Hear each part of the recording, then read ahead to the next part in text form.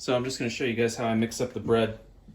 I've got about 3 cups of bread flour, a tablespoon of salt, and about a teaspoon of dry yeast. I already mixed these things together. And then just about a little more than a half a cup of water, so like 13-14 ounces of water. This is the simplest recipe I was able to find online. And you're just going to mix this up until it's basically all incorporated. You want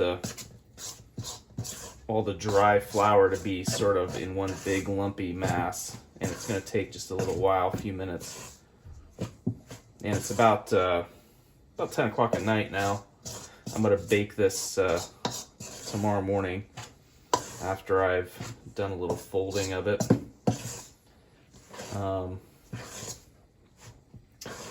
And it only bakes for about 30 minutes, so that's really only about 5 minutes of prep and a little bit of work tomorrow when I bake it.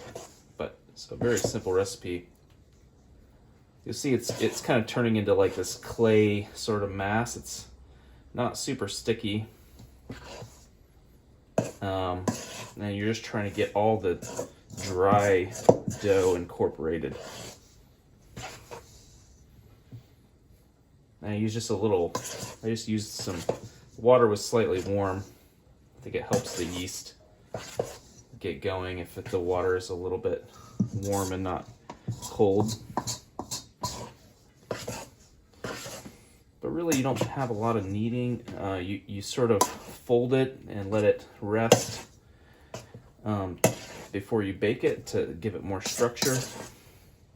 I've been making this for a few months and I've sort of got it down to this recipe that I like without a lot of tweaking, actually. So you just get all of it in there.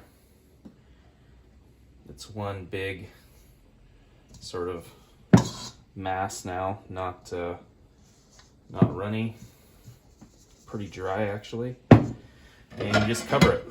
I just use this plate, I cover it, and I'll just let it sit overnight.